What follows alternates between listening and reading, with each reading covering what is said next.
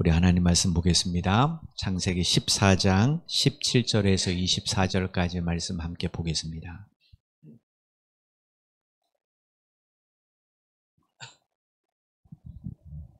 창세기 14장 17절에서 24절까지 말씀입니다.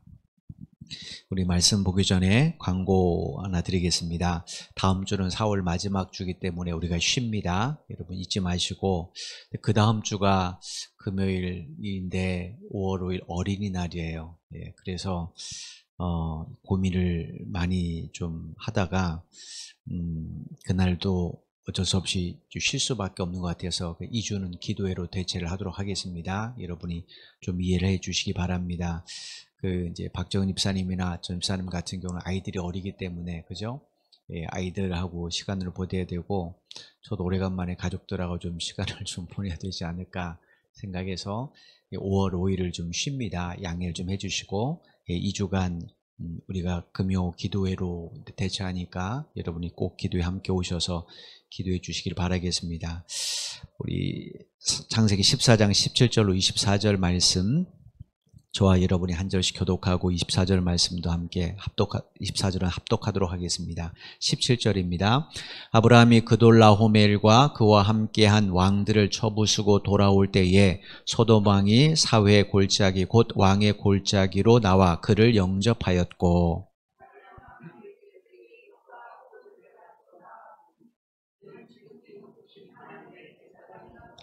그가 아브라함에게 축복하여 이르되 천지의 주제이시오 지극히 높으신 하나님이여 아브라함에게 복을 주옵소서.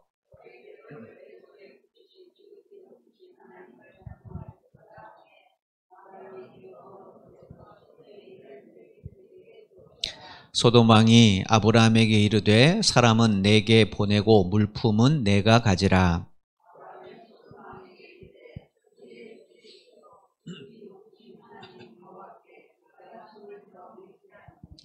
내 말이 내가 아브라함으로 치부하게 하였다 할까 하여 내게 속한 것은 실 한 오락이라도 들 매끈 한 가닥도 내가 가지지 아니하리라. 먹은 것과 나와 동행한 아넬과 에스골과 마므레의 분깃을 제할지니 그들이 그 분깃을 가질 것이니라. 아멘. 우리가 지난 시간에 여러분과 함께 살펴본 것처럼 하나님께서 아브라함에게 시초로 삼으신 것이 세 가지라고 말씀을 드렸어요. 첫째는 이제 믿음입니다. 믿음이고, 두 번째는 11조고, 세 번째는 할례입니다. 할례는 지금 우리의 세례의 모형이라고 말씀을 드렸어요. 믿음 같은 경우는 이제 아브라함을 믿음의 시초라고 하기보다는 우리 신약 시대의 성도들에게 도대체 뭘 믿어야 되는가를 구체적으로 보여줬다라고 볼 수가 있어요. 그러니까 하나님께서 구별된 하나님의 백성이 뭔가를 보여주기 위해서 아브라함을 택하시고 그를 통하여 이제 한 민족을 구성하시죠. 하나님의 백성. 하나님의 나라는 어떤 나라인가? 일단은 여러분, 우리가 나라의 3대 요소로 주권이 있어야 됩니다. 그죠? 주권이 있어야 되고, 영토가 있어야 되고, 그 다음에 국민이 있어야 되잖아요. 그러니까 주권은 누구 겁니까? 하나님의 나라니까 하나님이 주인이시죠? 그러니까 주권이 하나님께 있습니다. 우리에게 있는 건 아니에요. 그죠? 민주주의는 국민에게 주권이 있잖아요. 하나님 나라는 그러지 않습니다. 하나님 나라는 하나님께 주권이 있어요. 그 다음에 영토는 뭡니까? 하나님께서 믿음의 백성들에게 허락하신 곳이에요. 그게 하나님의 나라예요. 그러니까 우리가 그 하나님의 주권을 인정하고 하나님의 백성으로 살면 우리가 밟는 모든 것은 어디입니까? 하나님의 나라예요. 우리 가정도 하나님 나라가 될 수 있고 이 교회도 하나님의 나라인 거죠. 그래서 예수님이 뭐라고 말씀하셨어요? 두세 사람이 모인 것은 내가 너와 함께 하겠다고 말씀하잖아요. 하나님 나라가 어디 있냐고 물어봤을 때, 그 다음에 영토, 주권, 그 다음에 국민이 있어야 되니까 그건 이제 하나님을 믿는 백성들이죠. 그거를 보여주는 것이 아브라함을 통하여 이스라엘 민족을 탄생하시게 하신 이야기예요. 그러니까 이스라엘이라는 것은 하나님 나라가 어떤 것을 우리에게 시각적으로 공간적으로 보여줬다 이렇게 생각하시면 돼요. 중요한 것은 아브라함이 믿음의 조상이라는 것은 이견이 없습니다. 근데 이게 매우 중요해요. 11조와 할례에 대해서 하나님께서 아브라함을 시초로 세우셨다라는 거예요. 그래서 지금도 이 두 가지는 우리 믿음을 가진 모든 하나님의 백성들에게는 매우 중요한 신앙의 내용인 겁니다. 예, 이거를 우리가 결코 잊어서는 안 돼요. 예, 이제 우리가 이 두 가지 가운데 지난주에서 우리가 11조를 볼 겁니다. 11조의 배경은 우리가 지금 읽은 창세기 14장입니다. 14장은 우리가 아는 것처럼 국제전쟁입니다. 그죠? 북쪽에 4나라, 남쪽에 5나라 사이에 국제전쟁이 있었고 이 전쟁을 배경으로 한다라고 말씀을 드렸어요. 그리고 이 전쟁에서는 이제 북쪽에 왕들이 이겼기 때문에 남쪽에 있는 모든 것들을 이렇게 끌고 가죠. 특별히 이제 이 남쪽 5나라의 반역의 핵심은 소돔과 고모라입니다. 그래서 소돔과 고모라의 어떤 국민들, 그 다음에 뭐 재산들 이런 것들을 포로로 끌고 가고 노획물로 끌고 갔단 말이에요. 거기에 누가 포함되는가? 바로 아브라함의 조카 롯과 그의 가족이 포함돼서 그게 문제인 겁니다. 거기서 하나님께서 11조에 관한 이야기를 우리에게 들려주시는 거예요. 여러분, 우리가 아는 것처럼 아브라함이 롯의 가족들이 포로 행료를 끌고 갔습니다. 여기 보시면 아브라함이 살았던 곳이 이 헤브론입니다. 지금 있는 곳이 헤브론이에요. 우리가 창세기 14장 그 당시에 아브라함은 헤브론에 살고 있었단 말이에요. 그런데 이 북쪽에 있는 나라들이 여기 쭉 와서 시딤 골짜기에서 전쟁이 있었지 않습니까? 그리고 이제 여기서 포로들, 그 다음에 전쟁 노무를 가지고 가는데 이 경로를 보십시오. 헤브론을 거쳐가요. 그러니까 우리가 보기에는 누가 와서 이야기한 것 같지만 이런 겁니다. 저기 막 전쟁에서 이긴 사람들이 뭘 끌고 가요. 아브라함 물어봤겠죠. 그죠? 그죠? 근데 그게 이런 전쟁이 있었습니다. 아브라함도 워낙 이 전쟁이 크니까 아직은 이 북쪽 연합군이 여기까지는 오지 않았잖아요. 그죠? 여기서 시딤 골짜기에서 전쟁을 했으니까. 그래서 올라가는 것을 보고 아마 거기에 아브라함의 조카 롯이 있는 것을 누군가 보고 지금 아브라함에게 이야기하는 거예요. 왜냐하면 이 조카 롯이 아브라함과 같이 있는 걸 봤기 때문에. 그래서 아브라함이 그 이야기를 듣고 집에서 길려온 318명의 개인 용사를 이끌고 어디까지 가냐면 요 단까지 갑니다. 여기서 여기까지는 약 200km입니다. 적은 거리가 아니에요. 근데 그 밤에 이제 이 끌려간 걸 보고 나서 처음에 이제 아브라함은 거기에 자기 조카가 있을 거라고는 생각도 못 했을 겁니다. 근데 누군가를 통해 봤다라는 거예요. 당신 조카와 가족들이 거기 있는 걸 봤다라는 거예요. 그래서 아브라함이 이제 단까지 쫓아가는데, 이 문제는 이제 북쪽 연합군의 수가 월등히 많으니까 아마 낮에는 공격하지 못했을 거예요. 그래서 밤에 공격해서 그들을 다 이제 물리쳤습니다. 그런데 문제는 뭐냐면 가 보니까 조카 롯이 없어요. 이거 뭐냐면 여기서 일선발 때는 벌써 여기 호바가 이 다메섹 위에 있습니다. 호바까지 갔어요. 그러니까 이 다메섹에부터 여기 단에서부터 호바까지는 약 80km입니다.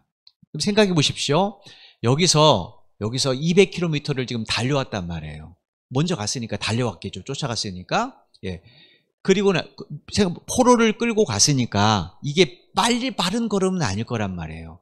예를 들어서 쳐들어올 때는 군사들과 그다음에 말을 탄 병사들이 있었으니까 기동이 쉬웠지만 여기는 포로로 부녀자도 끌고 가고 남자도 끌고 가고 노획물도 있으니까 여기서 가는 길은 천천히 갔을 거란 말이에요.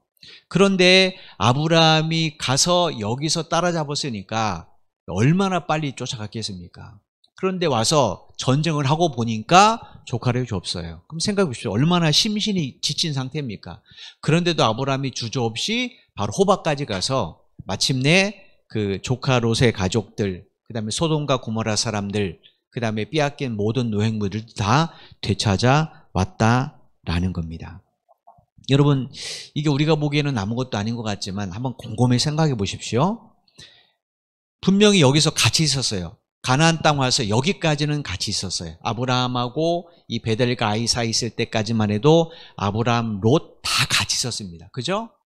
근데 한 사람은 완전히 잃어버린 상황이 됐고, 생각해 보시오. 끌려갈 때 그 입장에서 롯은 모든 걸 잃어버린 겁니다.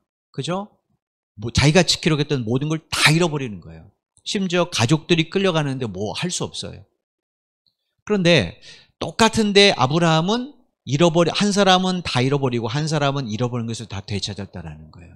그럼 도대체 무슨 차이인가? 무슨 차이인가? 아브라함이 조카 롯과 헤어지고 나서 이 헤브론으로 이주를 합니다. 예. 왜 차이인가? 아브라함은 하나님의 언약을 믿고 이 땅을 지켰어요. 그죠? 아브라함은 이 주변에 이 가나안 사람들이 풍요로운 것, 그걸 그는 선호하지 않았습니다. 오직 그는 하나님의 언약의 말씀만 붙잡았어요. 믿음을 가지고. 근데 조카는 어떻습니까? 그는 욕망을 쫓아갔단 말이에요. 그죠? 여기서 보니까 여기 평야도 많고 물도 많고 화려함이 극치란 말이에요. 여기 가면 부자가 될 것 같아요. 그래서 여기서로 넘어온 거 아닙니까? 그러니까 뭐의 차이입니까? 아브라함은 하나님에 대한 믿음을 바라봤고 이 조카 롯은 자기의 욕망을 바라봤다는 거예요. 그게 아무것도 아닌 차이 같지만 결국 조카 롯은 다 잃어버렸고 아브라함은 잃어버린 것을 되찾는 사람이 됐다는 거예요. 그러니까 여러분, 우리가 믿음을 지키는 것은 생각해 보십시오. 한 사람은 인생 최대 위기를 맞았습니다. 한 사람은 위대한 승리자가 됐어요. 뭐가 훨씬 더 지혜로운 삶의 자리겠습니까? 당연히 아브라함과 같은 자리겠죠. 그죠? 이렇게 아브라함이 이제 다 모든 걸 진짜 전쟁의 영웅이 돼서 돌아오는데 그때 이 사회 골짜기에서 아브라함을 맞은 사람이 있죠. 17절을 같이 한번 읽겠습니다. 아브라함이 그돌라오멜과 그와 함께한 왕들을 쳐부수고 돌아올 때에 소돔 왕이 사회 골짜기 곧 왕의 골짜기로 나와 그를 영접하였고, 소돔은 여기 있습니다. 여기 있습니다. 아브라함이 이제 되찾아서 이렇게 오는 거예요. 근데 이 사회 골짜기, 헤브론 가기 직전 사회 골짜기쯤 왔을 때 지금 소돔 왕이 여기까지 마중 나왔어요. 근데 여러분, 이 사회 골짜기에 붙은 이름이 또 하나가 뭡니까? 왕의 골짜기예요. 그죠? 이거 별칭 같은 건데 왜 이 이야기를 굳이 성경에 기록했을까요? 지금 아브라함이 입성하는 것은 뭐와 같습니까? 마치 가나안의 왕처럼 들어왔다라는 거예요. 그러니까 여기 있는 이 소돔이라는 왕은 지금 여기 남쪽 왕의 대표잖아요. 그죠? 대표란 말, 대표적으로 반란을 일으킨 사람이에요. 그 사람이 지금 다윗을 경비하기 위해서, 아브라함을 맞이하기 위해서 여기까지 지금 쫓아온 거예요. 여러분, 그런데 이 자리에서 소돔 왕이 아브라함에게 뭘 요청하는가? 같이 한번 읽어보겠습니다. 소돔 왕이 아브라함에게 이르되 사람은 내게 보내고 물품은 내가 가지라. 이 자리에서 이 왕처럼 입성하는, 가나안의 왕처럼 입성하는 아브라함을 보고 소돔 왕이 뭐라고 말했냐면, 아브라함, 당신이 갖고 온 물품은 당신 다 가지시고 그리고 국민들만 좀 내게 좀 돌려주십시오. 이렇게 말을 했어요. 여러분, 지금 우리의 시각으로는 이 요구가 무리한 건 아니잖아요. 왜냐하면 원래 누구 겁니까? 소돔 왕 거잖아요. 그죠? 소돔 왕의 국민이고 소돔 왕 국민의 재산이란 말이에요. 백성들의 재산은 곧 왕의 재산이니까 내 거 달라는데 그 중에 우리로 말하면 절반은 너 가지고 절반 나다오, 이 이야기입니다. 이게 우리 시각으로 보면 이게 무리한 요구가 아닌 것 같지만 그 시대, 아브라함 시대 때는 소돔 왕의 이 요청은 해서도 안 되고 할 수도 없는 요청입니다. 왜냐하면 고대 시대 때는 승자가 패자의 모든 것을 다 갖습니다. 그러니까 승자에게 모든 게 다 귀속돼요. 그러니까 지금 아브라함이 소돔 왕에 뺏은 것 아니잖아요. 소돔 왕을 이긴 그돌라오멜 왕으로 또 뺏었잖아요. 이건 누구 겁니까? 그건 아브라함의 거예요. 소돔 왕이 여기에 대해서 자기 거라고 말할 수 없습니다. 국민이든 그다음에 모든 물품이든 다 누구 건가? 그건 아브라함의 거예요. 승자니까. 근데 지금 소돔 왕이 뻔뻔스럽게 뭐라고 말합니까? 마치 자기 용병처럼 지금 대하는 거예요. 수고했다. 싸우느라고 수고했으니까 노획물은 너 가져. 국민들만 돌려줘. 이렇게 말하는 거예요. 그럼 여러분, 만약에 아브라함이 소돔 왕의 요청을 받아들이면 사람들이 아브라함을 누구로 생각할까요? 하나님의 사람으로 생각하지 않죠. 소돔 왕의 사람으로 생각하겠죠. 아브라함은 이걸 압니다. 그래서 아브라함이 거절을 한 거예요. 나 물품 필요 없다라는 거예요. 대신 318명이 나처럼 목숨을 걸었으니까 그 사람들의 대가는 줘야 되지 않냐. 그 사람들이 싸운 전쟁의 대가만 치르고 다 당신 가지십시오. 나는 한 푼도 안 갖겠습니다. 지금 아브라함이 이 말을 한 거예요. 그런데 이때 이 소돔왕과 함께 아브라함을 맞이한 왕이 있었죠. 누구냐면 살렘 왕 멜기세덱입니다. 18절 말씀 같이 읽겠습니다. 살렘 왕 멜기세덱이 떡과 포도주를 가지고 나왔으니 그는 지극히 높으신 하나님의 제사장이었더라. 예. 여기 보시면 이제 살렘이라는 말이 나옵니다. 살렘, 원래 이 단어는 평화라는 뜻이에요. 평화라는 뜻인데 이 당시에는 지명 이름입니다. 어디 지명이냐면 지금의 예루살렘이 살렘입니다. 그러니까 학자들은 아마 멜기세덱 왕은 그 당시 예루살렘의 왕이었을 거라는 거예요. 예. 그 사람이 왔어요. 와가지고 그 중요한 것은 아브라함이 이 사람에게 11조를 바친 겁니다. 예. 왜 바쳤을까? 그리고 하나님은 그 11조 아브라함이 바친 11조를 지금 성경에 처음 11조의 시초로 삼으신 거예요. 원조입니다. 원조. 그죠? 이전엔 11조 바친 내용이 없어요. 아브라함이 처음이고 그 다음 우리가 지난주에 살펴봤던 야곱이 아예 서원을 해버려요. 그리고 시간이 쭉 흘러서 다시 한번 11조가 등장하는 곳이 레위기 27장입니다. 하나님께서 이스라엘 백성들에게 아예 11조 서원을 하세요. 이런 레위기가 어디서 준 겁니까? 하나님이 레위기를 이스라엘 백성들에게 어디서 줬어요? 시내산에 줬었거든요. 시내산에서 언약을 맺을 때 십계명을 주시고 율법을 주시죠. 그죠? 성막의 제도를 주시죠. 그게 다 레위기잖아요. 그러니까 언약을 맺기 전까지는 하나님이 야 너희들 내 백성이야. 난 너희 하나님 될 거야 하고 언약을 맺기 전까지는 하나님이 그들에게 11조 얘기를 하지 않아요. 이스라엘 백성들이 애굽에서 11조 드린 거 봤습니까? 안 드렸습니다. 11조 얘기 안 해요. 이제 정식적으로 계약을 맺으신 후에는 그들에게 11조를 서원의 규례로 말씀하시는 거예요. 서원의 중요성이 뭐라고 그랬어요? 핵심이 반드시 지켜야 된다는 거예요. 반드시 지켜야 된다는 거예요. 그러니까 11조는 예수를 믿는 그리스도인이 해도 될 겁니까? 아니면 반드시 해야 될 겁니까?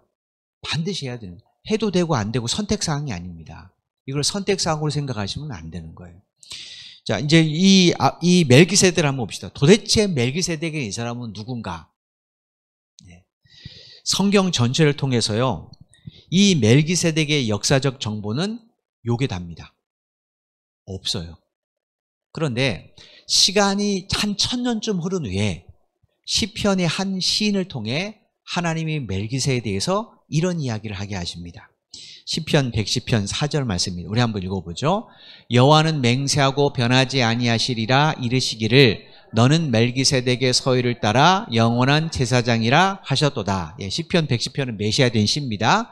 여기 너는 누구냐면 바로 하나님께서 말씀하신 메시아를 말해요.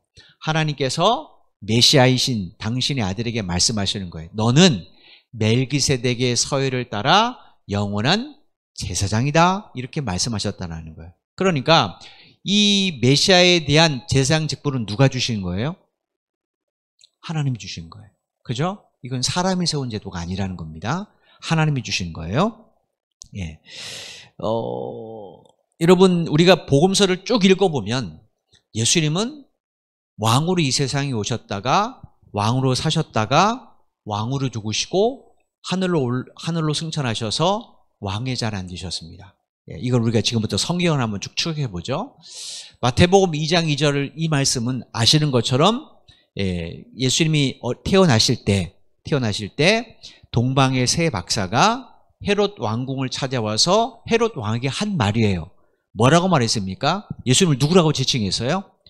유대인의 왕이라고 지칭했어요. 그러니까 예수님은 어떤 신분으로 이 땅에 오신 거예요? 왕으로 오셨어요. 그 다음에 이제 마태복음 21장 29절 이것은 로마 군병들이 예수님을 채찍질하고 조롱할 때입니다. 근데 그 신분을 뭐라고 조롱했습니까?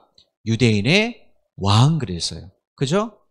그 다음에 이 요한복음 19장 19절은 빌라도가 예수님을 십자가에 못 박아 죽인 후에 그 위에다 명패, 죄패를 붙인 내용입니다. 거기에 뭐라고 썼습니까? 유대인의 왕이라고 썼어요. 근데 마지막 승천하실 때 주 예수께서 말씀을 마치신 후에 하늘로 승천하셨어요. 그리고 나서 어디 앉으셨습니까? 하나님의 우편. 거기는 왕자의 자리니까 차기 왕의 자리입니다. 그러니까 이 내용을 복음서 내용을 가만히 보시면 예수님은 왕으로 이 세상에 오셨다가 왕으로 사셨다가 왕으로 고난을 당하시고 왕으로 죽으시고 그리고 부활하셔서 왕의 자리에 복귀하시는 거예요. 그러니까 예수님은 왕이십니다. 왕.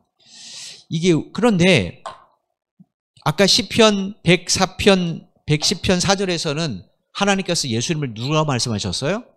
또 영원한 제사장이라고 말씀하셨어요. 그분은 왕이신데 동시에 제사장입니다. 이게 왜 중요한가? 이건 굉장히 중요한 사실입니다. 이유가 뭐냐면 고대 사회, 고대 시대 때 사람들이 가장 이상적인 왕, 이상적인 나라로 손꼽은 나라가 어디냐면 재정일치가 완벽한 나라예요. 재정이 뭐냐면 종교하고 정치 권력이 하나에 집중되는 것 재정일치라고 그래요. 분리되지 않는 것. 이스라엘 사회는 분리됐잖아요. 그죠? 이스라엘은 왕은 반드시 유다 지파입니다. 그죠? 제사장 어떻습니까? 그건 우리가 아는 것처럼 레위 지파예요. 분리됐습니다. 하나가 안 돼요. 근데 고대 시대 사람들은 이게 하나가 된, 그래서 왕이 신과 백성들 사이에 중재가 되는 그 통치가 가장 이상적인 통치라고 생각해요. 이것 때문에 여러분이 그리스 신화를 보든, 그리스 역사를 보든, 헬라 역사를 보든, 로마 역사를 보든, 바벨론 역사를 보든 다 왕들이 뭐 하려고 하냐면 자기를 신의 아들로 만든 일에 아주 목숨을 겁니다. 이집트 신화 한번 보십시오. 그죠? 다 자기를 뭐라고 말해요? 신의 아들이라고 말해요. 로마 황제는 아예 자기를 그 신전에 자기의 그 우상하고 자기 동상하고 사진을 걸게 해서 경배하게 했거든요. 이거 뭐냐면 그런 왕은 가장 이상적인 왕입니다. 왜냐하면 신과 백성 사이에서 신의 뜻을 받들어서 백성들을 다스리면 그 나라는 누가 지켜줍니까? 신이 지켜주죠. 그 왕이 잘못된 통치를 하겠습니까? 아니죠. 그래서 백성들이 왕은 황제가 되거나 왕이 된 사람들은 자기를 신의 아들을 만들려고 그렇게 노력을 하는 것이고 백성들은 그 사람을 신처럼 섬기기 때문에 절대 복종하는 거예요. 이건 이제 사람들이 왕들이 자기의 절대 권력을 만들기 위해 만든 작품이기도 하지만 실제로 고대 시대 때는 그렇습니다. 그런데 여기 문제가 하나 있습니다.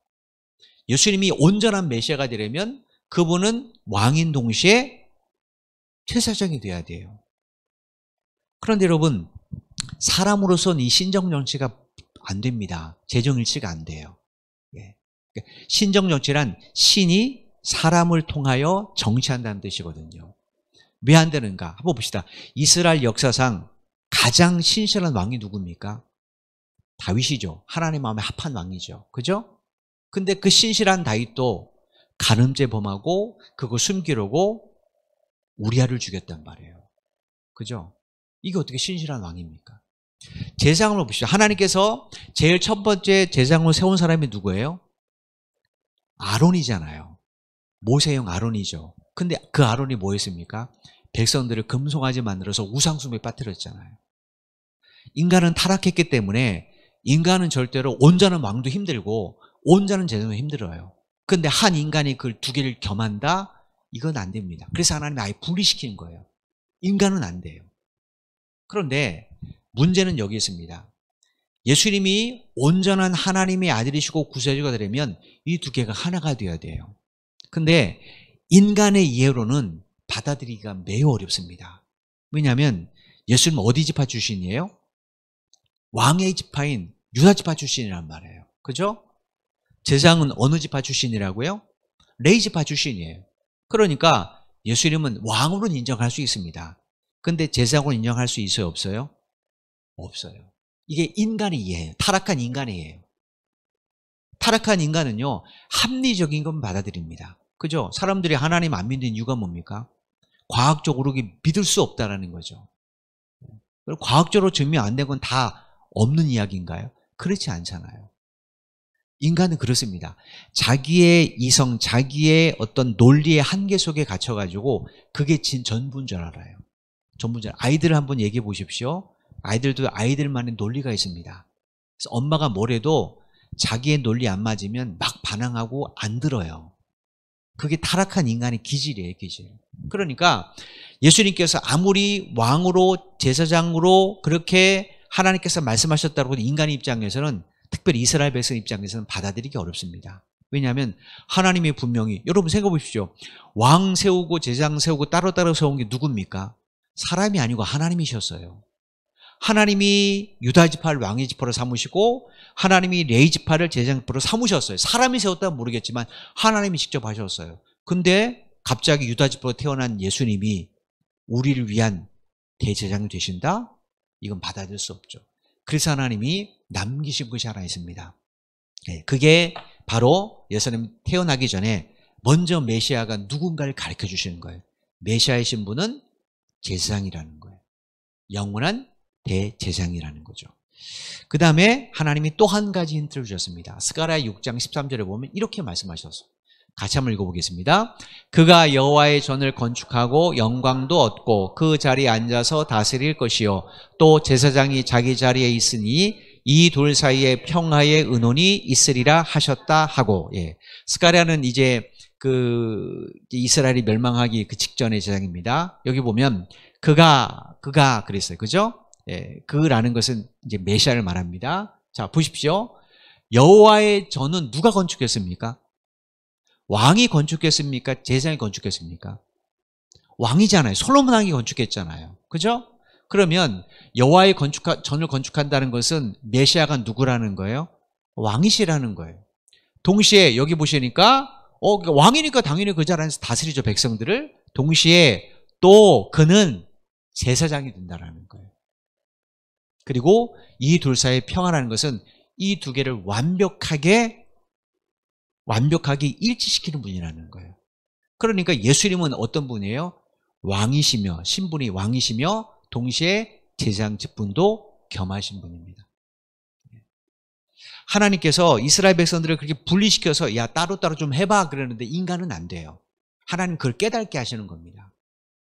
그러니까 결국 사람들은 누굴 바랄 수 없어요? 대제사장 직분을 가진 왕의 직분을 가진 제사장. 이게 사람들이 꿈꾸는 겁니다. 꿈꾸는 거예요. 그래서 하나님께서 메시아, 즉 오실 예수님이 어떤 신분을 갖게 되는가를 미리 먼저 말씀하시는 거예요. 그래서 멜기세덱을 먼저 이야기합니다. 자, 마태복음 20장 28절에 보면 예수님이 당신이 대제사장임을 이렇게 말씀하셨어요. 같이 한번 읽어보죠. 인자가 온 것은 섬김을 받으려 함이 아니라 도리어 섬기려 하고 자기 목숨을 많은 사람의 대속물로 주려 함이니라. 여기 대속물이라는 이 단어가 대속죄일날 드리는 제물을 말해요. 그럼 여러분, 대속죄일날 하나님 앞에 제물을 가지고 나갈 수 있는 사람은 누굽니까? 대제사장이에요. 일반 제사는 제사장들이 많잖아요. 그의 대제사장은 한 명이지만 제사장은 많습니다.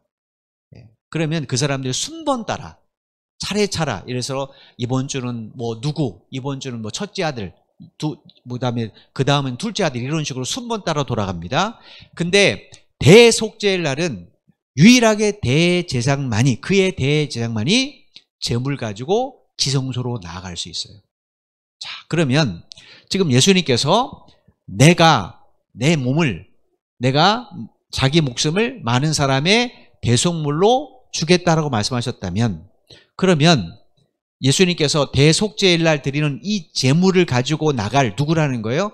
대제사장이라는 거죠. 그 제물은 뭡니까? 당신이에요. 여러분, 제사장들이요, 지성소로 나아갈 때 제일 먼저 하는 게 뭐냐면 자기를 위한 제물입니다. 자기를 위한 제물 드려요. 그리고 가족을 위한 제물 드립니다. 왜냐? 이 죄를 가지고 들어가면 어떻게 됩니까? 죽어요. 그러니까 이 번제를, 이 제물을 드리는 것은 살기 위해 드리는 거예요. 그죠? 그런데 대제사장이 가면 죽는 일이 있습니까? 없습니까? 죽는 일이 있어요.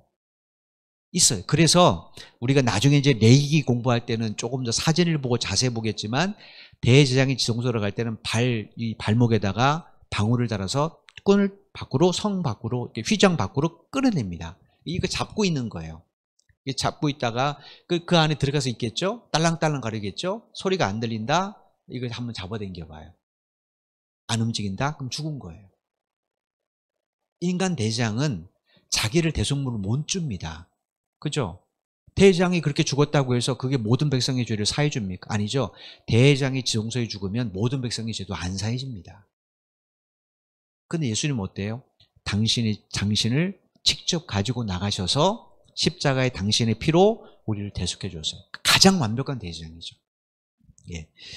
여러분, 이 전제가 지금 깔려 있는 게 예수님께서 말씀하신 내가 내 몸을 많은 사람에게 대속물로 주겠다라고 말씀하시는 거예요.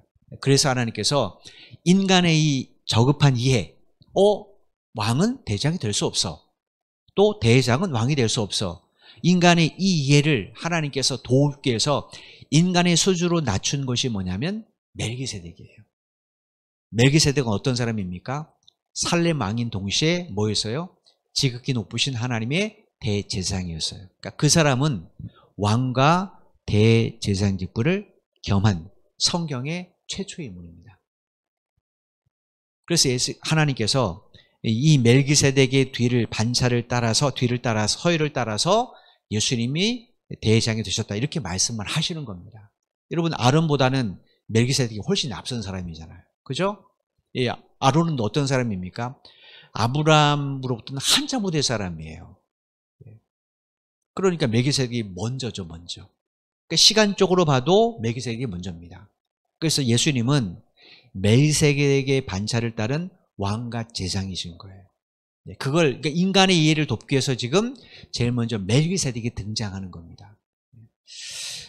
여러분, 그 멜기세덱, 하나님께서 아브라함에게 멜기세덱 왕을 보낸 것은 이런 영적 의미가 있어요. 그 다음에 이제 19절, 20절을 같이 한번 읽어보겠습니다.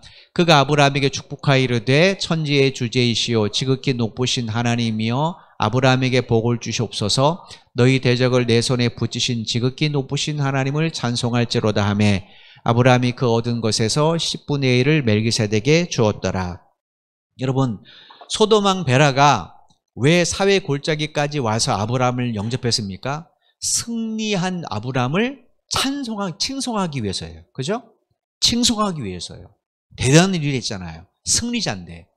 그에게 영광을 돌리기 위해서 지금 소돔 왕 베라는 사회 골짜기까지 나왔어요. 그럼 생각해 보십시오. 지금 살렘 왕도 똑같이 나왔어요. 그런데 살렘 왕은 누구에게 영광을 돌립니까? 하나님이에요. 아브라함이 아닙니다. 하나님이에요. 지극히 높으신 하나님께 먼저 영광을 돌립니다. 그리고 아브라함에게 복을 주고 나서 그에게 뭐라고 이야기합니까? 너도 지극히 높으신 하나님을 찬송하라는 거예요. 이유가 뭡니까? 여기 보니까 너의 대적을 내 손에 붙이신 분이 누구라는 거예요? 하나님. 너는 네가 싸운 것 같지만 그렇지 않다. 네 뒤에 누가 계셨다라는 거예요? 하나님. 하나님 너와 함께 계셨다라는 거예요. 그래서 318명 중에 한 명도 죽지 않은 거죠.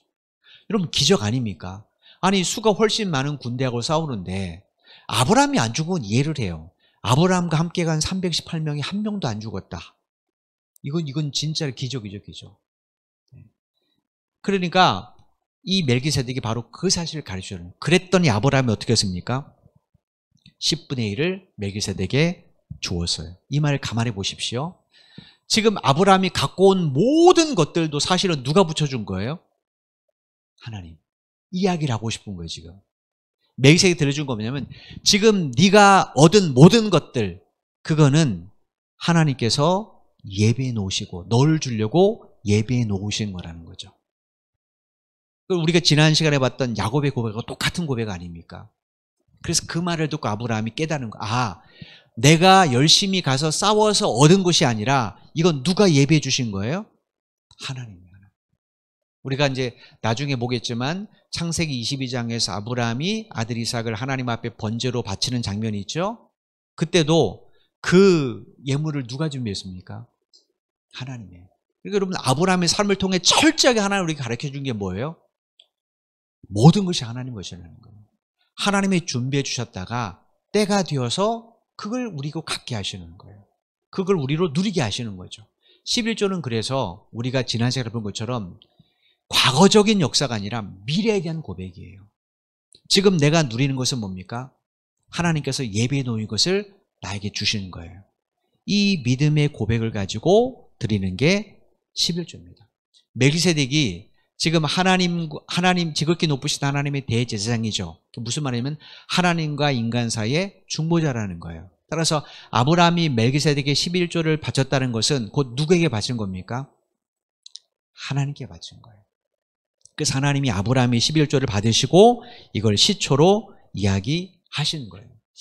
여러분, 이 전쟁 모형물뿐 아니죠. 지금까지 아브라함이 누리고 있는 모든 것들은 사실은 누가 예비해 놓으시는 거예요? 하나님이에요. 곰곰이 생각해 보십시오.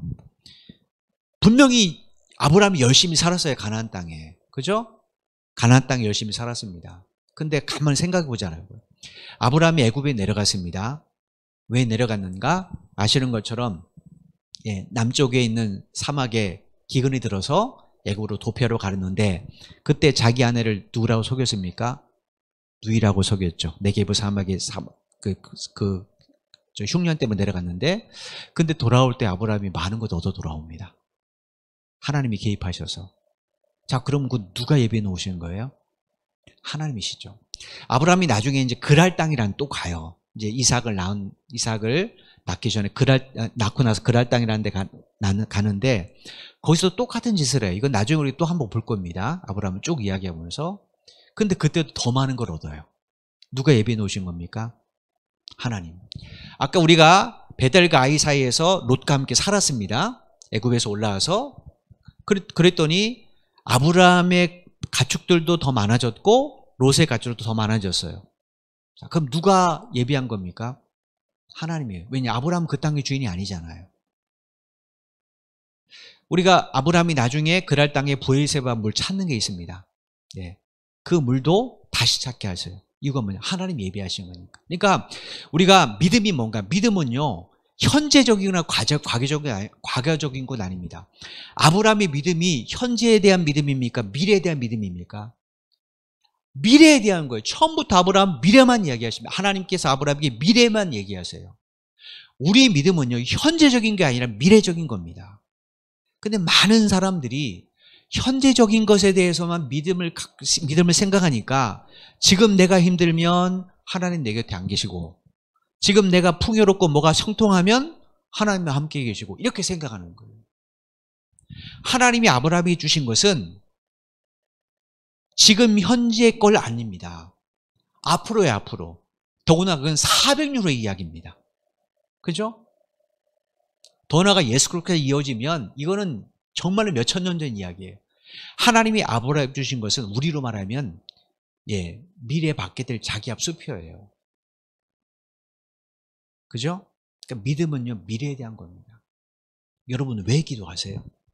그건 하나님이 내일이라도 나를 도와줄 거에 대한 믿음 때문에 기도하는 거죠. 그러니까 우리의 믿음은 미래적인 겁니다. 이 미래적인 믿음을 가지고 있는 사람은 지금 현재 내가 어려워도 낙심하지 않아요. 왜냐? 하나님이 내일도 해결될 수 있잖아요. 그러니까 낙심하지 않고 뭐합니까? 하나님 앞에 기도하죠. 그죠? 기도하죠. 내가 지금 아파요. 그런데 우리가 아는 하나님은 분명히 치료하신 하나님이라고 말씀하세요. 자, 미래에 대한 그 미래적인 믿음을 갖고 있는 사람은 어떻게 하겠습니까? 하나님께 나와서 기도하는 거예요. 기도하는 거예요. 그죠? 왜냐? 하나님이 오늘은 내가 아프지만 내일 낫게 하실 것을 믿으니까. 그러니까 우리의 믿음의 중요한 게 뭐예요? 미래입니다. 이걸 믿는 사람은 어떤 상황에도 믿음이 흔들리지 않아요. 지금 당장 자녀가 문제를 일으키든 지금 당장 직장이 어렵든 지금 당장 사업이 어렵든 흔들리지 않습니다. 믿고 그 자리에서 아브라함처럼 내가 해야 될 일을 합니다. 여러분, 아브라함이 왜 용병 318명을 왜 키웠을까요? 왜 키웠을까요? 그는 가나안 땅의 주인이잖아요. 하나님 가나안 땅을 자기에게 주신다고 말씀했잖아요. 그죠? 그럼 당연히 그 땅을 지켜야 될 군사력이 필요하죠. 아브라함은 자기 개인을 위해서 군사를 키우지 않았습니다. 가나안을 지키기 위해서 군사를 키운 거예요. 아브라함은 철저하게 미래에 대한 믿음입니다. 이 믿음을 조금 더 구체적으로 하나님이 테스트한 것이 창세기 22장이에요. 그러니까 여러분, 우리 믿음을 좀 다시 한번 생각해 볼 필요가 있죠. 우리의 신앙의 간증은 과거에 대한 이야기입니다. 그죠? 과거에. 근데 그 간증들 가만히 살펴보십시오. 그건 하나님이 예비한 것이 그 사람에게 이루어진 것에 대한 간증이지 절대로 과거 얘기 아닙니다. 그것도 다 여호와 이레 하나님에 대한 증거예요. 그래서 아브라함의 일생 가운데 가장 뚜렷한 증거가 창세기 22장의 여호와 이레 하나님이에요. 11조는 여호와 이레 하나님에 대한 믿음입니다. 그 믿음을 내가 실질적으로 증거하는 것이 11조 행위인 거예요. 여러분, 그러면 어떻게 됩니까? 그 사람에게 하나님은 당신이 예비해 놓으신 10의 구를 누리도록 은혜를 베풀어 주시는 거예요. 이게 11조입니다. 그러니까 여러분 꼭 기억하셔야 돼요. 11조는 여호와 이레 하나님에 대한 믿음이에요. 우리가 입으로는 여호와 이레 하나님, 여호와 이레가 뭔 뜻입니까? 하나님이 예비해 놓으신다, 준비하신다는 거예요. 준비하신다는 거예요. 하나님이 저와 여러분을 부르셨습니다. 왜 부르셨습니까? 당신의 나라에 데려가기 위해서 부르셨죠. 예수님이 하늘을 승천하시기 전에 뭐라고 말씀하셨습니까? 제자들에게 내가 먼저 가서 너희들 집 다 지어놓게. 다 지면 그때 올게 그랬어요. 이거 믿으십니까? 네. 그러면 그 집을 질 때까지 우리가 엉망진창 살도록 하나님 내버려 두시겠어요? 예수님이? 그래서 세상 끝날까지 내가 너와 함께 하겠다고 말씀하시는 거예요. 여러분, 정말로 물질에 대한 하나님의 은혜를 기대하신다면 여러분 꼭 11조 생활을 좀 하셔야 돼요. 지금 현재 경제적으로 어려워도 이 11조 생활하는 건 매우 중요합니다. 매우 중요해요. 제가 부교육자 할 때 사례비를 100만 원 이하 받을 때가 되게 많았어요. 거기 학교 다니는데 아이들이 있죠. 그래도 11조는 먼저 띱니다. 우리 아내가 그건 철저해요. 11조 먼저 띱니다. 그래도 안 굶어요. 절대로 안 굶습니다. 왜냐? 하나님이 그걸 위해서 날 뭔가 예배해 놓으신 걸 믿기 때문에 그렇습니다. 11조는 믿음에 대한 고백이에요. 그러니까 여러분의 자녀들이 물질에 대해서 하나님의 복을 받기를 원하시면 11조를 가리키셔야 돼요.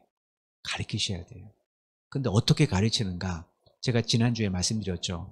처음부터 하나님의 것을 구별하는 방법을 가르쳐야 돼요. 그게 뭐예요? 주일헌금이에요. 오늘 예배 드리러 갑니다. 주일 예배. 거기 순서에 헌금 있는 거 알아요. 그러면 어떻게 됩니까? 부모가 아이의 손에 들려주고 이건 하나님의 것이야. 네 손으로 하나님께 드려야 돼 하고 가르쳐야 돼요. 그런 아이는 나중에 하나님 앞에 물질에 큰 복을 받아도 11조 생활을 합니다. 그러니까 그냥 야, 너 교회 가지? 야, 이거 헌금이야. 이렇게 하지 마시고 아이에게 가르쳐 주셔야 돼요. 하나님의 것은 하나님에게. 그러면 내가 있는 모든 것에 10분의 1은 하나님의 것이니까 그건 하나님에게 드리는 게 당연한 거죠. 그럴 때 하나님은 어떻게 하세요? 그것 가지고 입마에 복해하지 않으십니다. 예. 그걸 받으시고 나머지 10의 구를 예배해 놓으신 것을 때가 되면 우리가 누릴 수 있도록 하나님이 허락하신다는 거예요. 여러분, 아브라함 인생을 쭉 보시면서 꼭 왜 하나님께서 이삭을 바치기 전에 11조 이야기를 먼저 하셨는가, 할례 얘기를 먼저 하셨는가를 곰곰이 생각하고 들으시면 아브라함의 삶을 통해 우리가 설교에 듣지 못하는, 성경 공부는 우리가 크게 보잖아요. 그죠? 설교는 이제 제가 이렇게 한 문단 혹은 뭐 어쩔 땐 두 절 해서 그 말씀에 깊이 있게 보지만 성경 공부는 큰 렌즈로 보는 겁니다. 크게 보는 거예요. 그러니까 이 성경 공부를 여러분이 쭉 들으시면 구약까지 쭉 들으시면 이제 구약의 역사들, 그 배경들은 아시기 때문에 설교 들을 때 훨씬 더 이해가 쉬우십니다. 쉬우세요. 여러분들 이걸 기억하시고 이제부터 여러분들이 11조에 대해서는 내가 아브라함 같은 삶을 결단을 하겠다라고 생각하시면 여러분들의 삶 가운데 여호와 이레의 복이 반드시 임하게 될 것입니다. 자녀들에게도 특별히 어린 자녀 두신 분을 꼭 가르치십시오. 우리 손주 두신 할아버지 할머니도 꼭 가르치셔야 돼요. 가르치셔야 돼요. 너 교회 가니? 이리 와봐. 헌금 해야지 하고 툭 주지 마시고 가르쳐 주세요. 저도 이걸 깨달았습니다. 이걸 일찍 깨달았으면 우리 아들 클 때 좀 조금 더 자세히 가르쳐 줄 걸. 손주들 태어나면 저는 잘 가르쳐 주실 것 같아요. 꼭 가르치셔야 돼요, 아이들에게. 부모가 자식이 못 가르치면 내가 그 자식의 자식을 가르치는 건 좋은 거잖아요. 그죠? 그래서 얘야, 오늘 교회 가지? 자, 이건 하나님의 것이야. 하나님이 할아버지를 통해, 할머니를 통해 너에게 주신 거야, 맡겨주신 거야. 자, 하나님께 드려야 돼. 그러면 하나님께서 또 필요할 때 또 하나님이 준비한 거 주실 거야 라고 가르쳐 준다면 그 아이는 평생 하나님의 것에 대해서 갈등하지 않습니다. 우리 청년들 이제 다 전 감사해요. 우리 청년 가운데 취직 안 한 사람 없어요. 기적 중에 기적입니다. 청년들 보면 근데 다 11조는 안 해요. 저 알아요. 왜 안 하는지도 압니다. 왜 안 하는가? 지금 힘들어서. 그게 답이에요. 나도 쓸 거 없어서. 마음이 많이 아파요. 그거 보면 마음이 참 아파요. 그러면 하나님이 만약에 그 아이에게 복을 줘서 한 달에 몇 천만 원 벌게 하신다. 그럼 11조 할 수 있을까요? 전혀 못합니다. 아마 굳이 하는 데는 쓸 거예요. 왜냐하면 거기에는 세금 감면이 있으니까. 어릴 때부터 11조 생활을 해야 물질에 대해서 하나님의 주권을 인정하고 절대로 거기서 죄를 범하지 않는 겁니다. 분명히 제가 말씀드린 것처럼 아브라함이 누린 모든 것을 하나님이 예비하신 거죠. 그러니까 그 주인, 원래 주인은 누군 겁니까? 하나님이시죠. 하나님은 10의 1을 받으시고 하나님께서는 모든 전부를 그렇게 인정하고 바친 것으로 인정해 주신 게 11조예요. 우리는 10의 1을 드립니다. 근데 하나님은 전부를 다 드렸다고 생각하세요. 그래서 11조 이후에 창세기 22장이 등장하는 거예요. 22장이 뭡니까? 아들 이삭을 바친 거죠. 지난주 말씀인 것처럼 이삭은 뭐예요? 아브라함 자기예요. 창세기 22장에서 하나님이 받기를 원하시는 이삭이 아닙니다. 아브라함이에요, 아브라함. 이제 22장 우리가 살펴볼 때 좀 구체적으로 볼 겁니다. 근데 어떻게 하십니까? 하나님이 아브라함을 받으시고 이삭을 다시 내어주시잖아요. 그죠?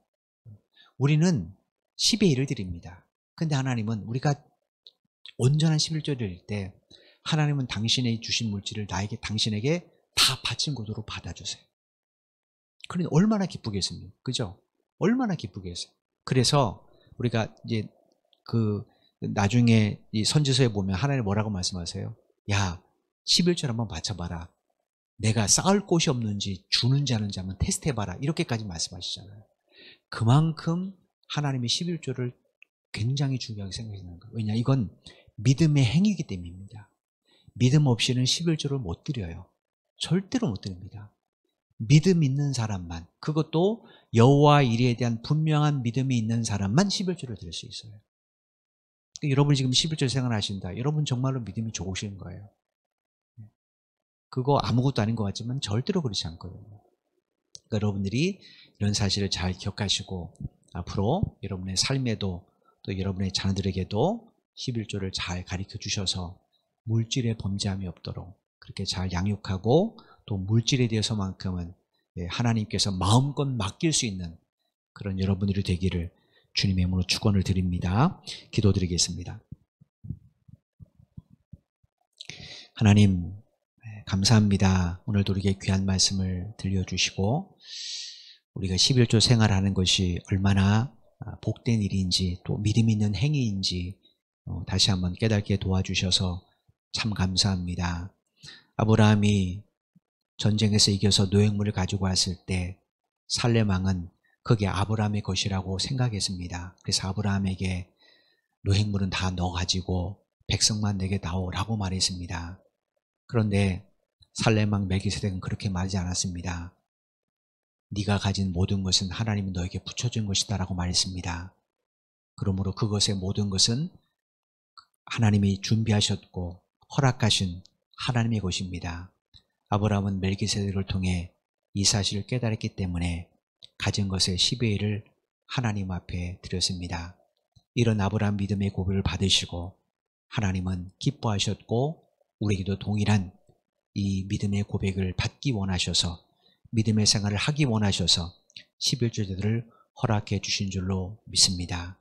우리가 누리는 모든 것들 우리 힘과 노력으로 얻은 것이 아니라 하나님이 예비해 놓으셔서 그것을 누리게 된 것을 다시 한번 고백합니다. 우리 모든 성도들이 하나님 이 물질에 대해서만큼은 하나님의 주인이심을 11주 동에 잘 고백할 수 있는 참된 그리스도인이 되게 하여 주옵소서. 그래서 하나님께서 마음껏 물질을 맡길 수 있는 그런 귀한 통로가 되기를 원합니다. 하나님 은혜 베풀어 주시고 이런 신앙들이 하나님 자녀들에게 또 후손들에게 계속해서 전해져서 믿음의 가문들로 명문 가문들로 세워지는 우리 성도들 한 분 한 분 될 수 있도록 역사해 주옵소서. 오늘 밤에도 하나님 피곤한 하루를 마치고 이렇게 성경 공부로 달려온 성도들 한 분 한 분 기억해 주시고 저들의 모든 피곤을 주께서 깨끗이 풀어주시기를 간절히 소원합니다. 질병도 여러 가지 기도 제목도 하나님께서 들으시고 회복시켜 주셔서 이 성경 공부를 통하여 하나님을 더 깊이 알아가게 도와주시고 하나님과 더 가까이 하나님 아버지 관계를 맺게 도와주셔서 삶 속에서 매일매일 그 하나님과 동행하는 우리 모두가 될 수 있도록 은혜를 베풀어 주옵소서. 돌아간 발걸음도 주께서 함께 동행해 주실 것을 믿고 예수님의 이름으로 간절히 기도드리옵나이다. 아멘. 감사합니다. 우리 하나님 앞에 영광의 박수를 드리겠습니다. 감사합니다. 안녕히 돌아가시길 바랍니다.